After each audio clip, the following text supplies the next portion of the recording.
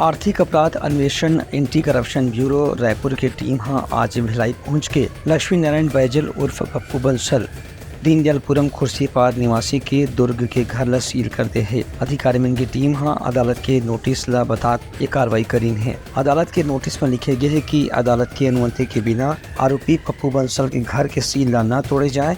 यदि कोई व्यक्ति ला घर में प्रवेश करना है या घर के अंदर जाना है तो अदालत की अनुमति और सूचना के बाद ही ये कार्रवाई करे जा सकते है। बता दें कि लगातार शिकायत के बाद आर्थिक अपराध अन्वेषण शाखा और EOW के पास पप्पू बंसल के संबंध में कार्रवाई के बारे में तैयारी शुरू हो चुकी रही से, लेकिन अभी तक के ओखर उपस्थिति के बारे में कोई जानकारी नहीं मिलने के बाद आज अदालत के निर्देश के आधार में EOW और एंटी करप्शन ब्यूरो के अधिकारी मन पप्पू बंसल के खुर्सीपाद स्थित घर में पहुंच के वो घर ला सील करे की कार्रवाई पूरा करें।